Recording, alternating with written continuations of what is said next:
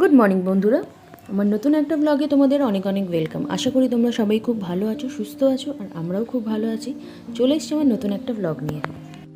Video thumbnail দেখে তো তোমরা বুঝতেই পেরেছো আজকে আমরা কোথায় এসেছি। হ্যাঁ, আজকে আমরা এসেছি বালেশ্বরের পঞ্চলিঙ্গেশ্বর মন্দিরে।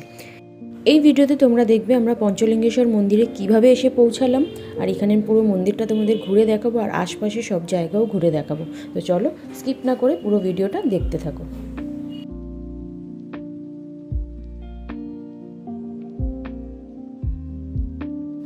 ভিডিওটা আজকে শুরু করছি বালাসর স্টেশন থেকে। বালাসর স্টেশনে আমরা কিভাবে পৌঁছালাম। সকাল 7টার সময় আমরা চলে গেছিলাম সাঁতরাগাছি স্টেশনে। সাঁতরাগাছি স্টেশন থেকে আমরা টিকিট কেটেছি, 9:30টার ট্রেন ছিল, জেনারেল টিকিট কেটেছিলাম আমরা। ব্যাস মোটামুটি 3-3.5 ঘন্টার মধ্যে আমরা পৌঁছে গেছি বালাসর স্টেশন। এখন ঘড়িতে সময় হয়েছে 1টা, আর খুব খিদে পাচ্ছে, তাই পঙ্কজকে বললাম যে স্টেশন থেকে বেরিয়ে আগে কিছু খাবো, তারপরে আমরা টোটোতে উঠবো। এই উড়িয়া ভাষাটা যখন চোখের সামনে থাকে তখনই মনে হয় সামনে হয়তো কোথাও সমুদ্র আছে, আগে গিয়ে সমুদ্রে নামবো, পুরীর কথা মনে পড়ে যায়। আর এখানেই মাথা উঁচু করে উঠছে আমাদের ইন্ডিয়ান ফ্ল্যাগ, জয় হিন্দ। চলো টোটোতে উঠে গেছি। টোটো ভাড়া নিল আমাদের 500 টাকা। এখান বালাসর স্টেশন থেকে আমাদের একেবারে পঞ্চলিঙ্গেশ্বর আমাদের রিসর্টে পৌঁছে দেবে। রিসর্ট আমাদের বুকিং করা নেই, তো আমরা ওখানে গিয়ে দেখে তারপরে নেব।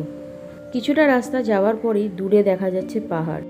আজকে কিন্তু আমি, পঙ্কজ, পূর্বা আর আমাদের সাথে মাও রয়েছে, আমরা 4জন মিলেই যাচ্ছি। অনেক দিন ধরেই প্ল্যান ছিল যে পঞ্চলিঙ্গেশ্বর মন্দির দর্শন করব, হয়ে উঠছিল না, জাস্ট সেই সময় চলে এসছে। আজকে যাব। আজকে আশা করি পুজো দেওয়া যাবে না, তো কালকে সকালেই পুজো দিতে হবে, এটাই চিন্তাভাবনা করছি আমরা।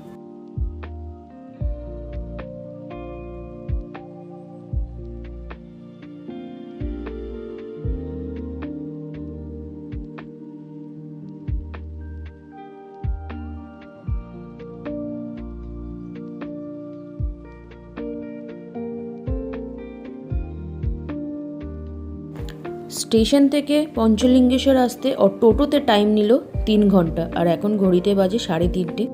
জায়গাটা দেখে সত্যি ভাষা হারিয়ে ফেলেছি। আর আমরা এই হোটেলে আছি, শকুন্তলা নিবাস। আর সামনে যে পরিবেশটা এত সুন্দর, সে বলে বোঝানোর মতো না। পঙ্কজ এখানে টোটোর ভাড়া মেটাচ্ছে, আর ভাড়া মিটিয়ে আমরা চলে যাব সোজা হোটেলের দিকে।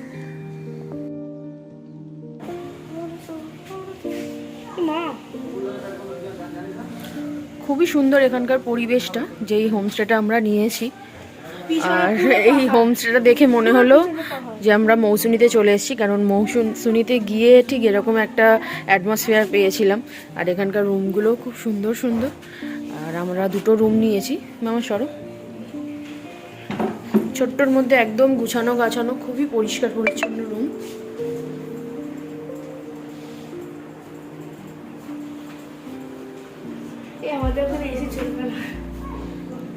সর মামাম, এসি নিলে গরমের সময় এসিরও ব্যবস্থা রয়েছে। এই হচ্ছে টয়লেটটাও একদম পরিষ্কার। যাই হোক, রুমগুলো নিল 600 টাকা করে। 2টো রুম নিয়েছি। আমরা চেয়েছিলাম যে একটা একটু বড় বেডের রুম নিতে, যাতে আমাদের 4জনেরই হয়ে যায়, কিন্তু ওইরকম রুম পেলাম না, তাই জন্য 2টো রুম নিতে হয়েছে। একটা পূর্বা আর মা থাকবে, একটা আমার আর পঙ্কজের। আর ওদেরও রুমটা সেমই। চারপাশটা খুবই সুন্দর, একদম গ্রিনারি। আর ওই সাইডে যেখানে আমরা টোটো করে নামলাম, সেই উল্টো দিকটাতে দেখলে পুরো পাহাড়। যাই হোক, দেখি এখন চেঞ্জ করে নিই, তারপরে আসছি। ফ্রেশ হয়ে লাঞ্চ করে উঠতে 5টা। আর এখন আমি আর পঙ্কজ দুজনে একটু বেরিয়েছি হাঁটাহাঁটি করতে, আর আশপাশটা একটু ঘুরে দেখার জন্য। চারপাশটা এত সুন্দর, আর বড় বড় পাথরগুলো সব মিলিয়ে মনে হচ্ছে যেন একটা পাহাড় তৈরি হয়েছে, পাথরের পর পাথর রাখা। এখানে দাঁড়িয়ে বেশ কিছুক্ষণ একটু ফটোশ্যুট করব এই পাহাড়গুলোর উপরে উঠে। তো চলো, তোমাদের সঙ্গে দেখা করছি কিছুক্ষণ পরেই।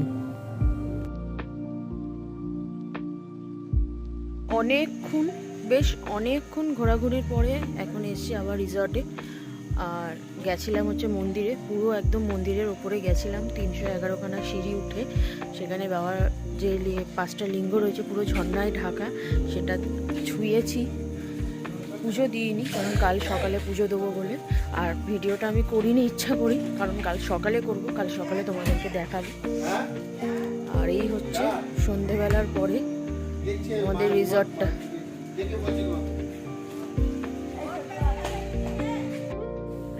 এখন বাজে সকাল 6টা, আর আমরা সকাল সকাল উঠে স্নান টান সেরে নিয়ে রেডি হয়ে বেরিয়েছি এখন মন্দিরের জন্য।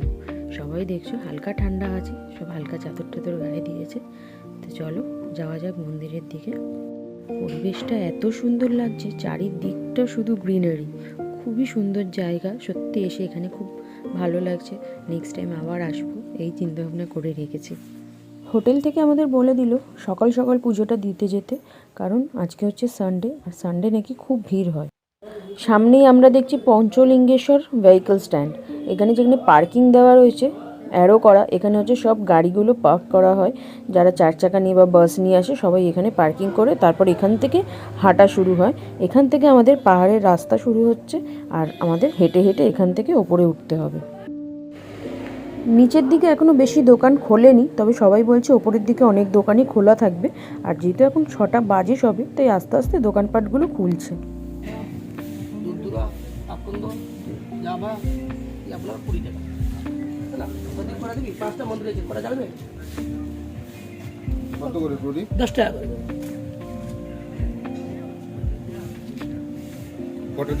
দুটো দিচ্ছি, আপনার ইচ্ছা। এখানে কত হলো? আপনার 20, 40, দুধ 10, 50, কলা সে কলা দেবো না, এই কলা দেবো। চলো বেশ কিছুক্ষণ হাঁটার পর আমরা একদম মন্দিরের গেটের সামনে এসে দাঁড়িয়েছি, আর এখানে দেখছি লম্বা লাইন। হোটেলের দাদার কথা মতো আজকে কিন্তু খুবই ভিড়, আর ভিড় শুধুমাত্র স্টুডেন্টদের ভিড়। আর ভিড়টা হওয়ার কারণ হচ্ছে এখানে আশেপাশে যত স্কুল কলেজ রয়েছে সব স্টুডেন্টদেরই নিয়ে আসা হয় এই দিন, এনে এখানে পিকনিক করানো হয়।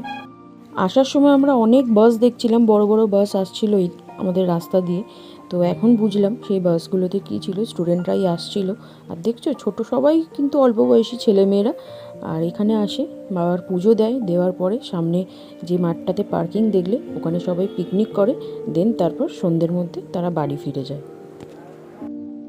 মন্দিরের গেট এখনও খোলেনি, কারণ মন্দিরের গেট খুলবে ঠিক 7টার সময়। 7টার 5 মিনিট আগেও না, 5 মিনিট পরেও না, পুরো 7টার সময় মন্দিরের গেট খোলে।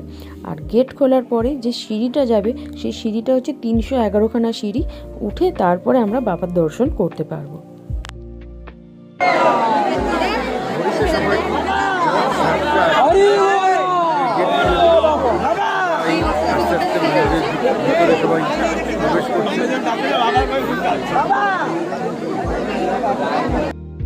সিঁড়ি থেকে ওঠার সময় ঠিক এই জায়গাটাতে আমাদের থেকে 5 টাকা করে নেওয়া হলো, তার সাথে একটা ছোট কুপন দেওয়া হলো 5 টাকা। সেই কুপনটা হচ্ছে জুতোর কুপন। ওপরে জুতো রাখার জায়গা রয়েছে, সেখানে ওই জুতো রেখে ওই কুপনটা দেখিয়ে আমাদের আবার জুতোটা ফেরত নিতে হবে।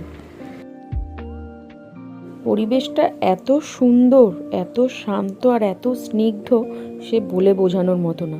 সিঁড়িগুলো খুব একটা খাড়াই না, আরামসে এখান থেকে যাওয়া যাবে। আর ওপরে দেখছো জাপানিজ টেম্পলের মতন বসার জায়গা করা রয়েছে।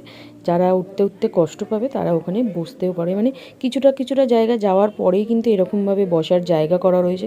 তো কোনো সমস্যা নেই, বয়স্ক থেকে বাচ্চা সবাই কিন্তু এই সিঁড়ি থেকে আরামসে উঠে যেতে পারবে। প্রথমেই বলেছিলাম মন্দির খোলে 7টার সময়, মন্দির বন্ধ হয় কিন্তু বিকেল 5টার সময়। পুজো মোটামুটি 4টে থেকে 4:30 পর্যন্ত হয়, আর 5টার সময় পুরো মন্দির বন্ধ হয়ে যায়। আস্তে আস্তে যত দোকানপাট দেখলে সব কিন্তু 6টার মধ্যে বন্ধ হয়ে সেই জায়গা ছেড়ে সবাই নিচে চলে যায়, কারণ সন্ধেবেলার পরে কেউ আর এখানটায় থাকে না, কারণ আশেপাশে কিন্তু পুরো জঙ্গল। আর ওই জঙ্গল থেকে এখানকার মানুষদের কথা মতো অনেক বন্য পশুও কিন্তু ভেতরে চলে আসে। রাস্তা আসার পর একটা ছোট্ট ঝর্ণা দেখলাম, পাহাড়ের মাঝখান থেকে সেই ঝর্ণাটা বেয়ে আসছে, দেখতে খুবই ভালো লাগছে। আর আমরা এসে পৌঁছেছি মন্দিরের সামনে। এইখানে দেখছো সবাই দাঁড়িয়ে রয়েছে, এটা হচ্ছে জুতো স্ট্যান্ড। এখান থেকে আর কিছুটা এগিয়ে গেলেই আমাদের মন্দির। চলো জুতো রাখার জায়গায় আমরা জুতো রেখে এবার আস্তে আস্তে এগিয়ে যাব মন্দিরের সামনে। ওখানে কোথায় গিয়ে লাইন দিতে হবে সেই জায়গাগুলোকে একটু দেখে নেব। এদিকে লাইন দেখে আমি তো পুরো অবাক, প্রচুর লাইন। আর পঙ্কজ খোঁজ করছে একজন পণ্ডিতের, ওনার নাম্বার আমাদের খুব পরিচিত একজন দাদা দিয়েছেন, ওই দাদার চেনাশোনা ওই পণ্ডিত মশাই, তাই ওনার নাম্বারটা দিয়েছে। তা আমরা এসে আগে ওনার খোঁজ করছি, ওনার সঙ্গে দেখা হলে তারপর আমরা পুজোটা দিতে যাব। এইটা হচ্ছে মন্দির, এখানে বসে পুজো করা হয়। যারা পুজো করবে তারা এখানে বসে পুজো করতে পারে। আর পেছনে যে লাইনটা দেখছো, এখানে কিন্তু বাবার যে 5টা লিঙ্গ রয়েছে জলের মধ্যে, সেই লিঙ্গটা ওখানে রয়েছে। আর উপর থেকে ঝর্ণা বয়ে আসছে। আমি ভিডিওটা আর করতে পারছি না, কারণ আমাকে এখানেই স্টপ করে দিতে হচ্ছে ভিডিও। ওনারা বারণ করছে যে আর ভিডিও করা যাবে না।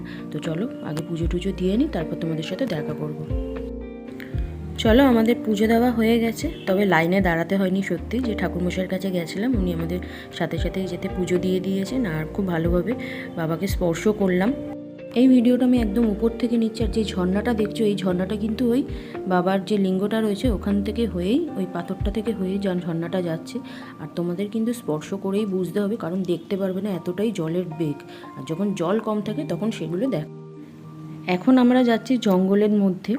এই জঙ্গলটায় কিন্তু আসা সবাইকেই বারণ, কারণ এখানে ব্যারিকেড দেওয়া রয়েছে, এই ভেতরে কেউ কাউকে আসতে দেয় না। তবে আমরা কোনো রকমেরভাবে পালিয়ে এসেছি। মা চলে গেছে, আমি পূর্বা আর পঙ্কজ আছি। সুন্দর না এখানটা, ফটো মটো তুলে দাও এইসব জায়গায়। এই ছাড়, গান গাচ্ছে জায়গাটা খুব সুন্দর, ছোট্ট একটু জল বয়ে যাচ্ছে।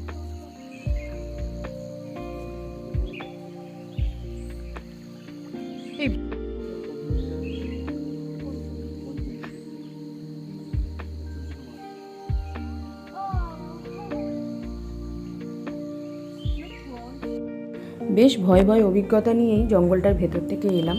আর আসার একটাই কারণ, এই যে জলাশয়টা দেখছো, ঠিক জলাশয়ের পেছনে যে মন্দিরটা রয়েছে, এটা কিন্তু মাতা বনবিবির মন্দির।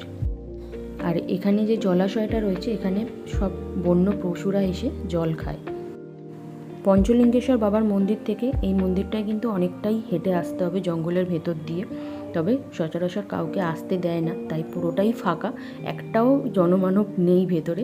তো আমরা ওইভাবেই এলাম ভয় ভয়। তো বেশিক্ষণ এখানে একদমই দাঁড়াবো না, একটু ঘুরেই এখান থেকে চলে যাব।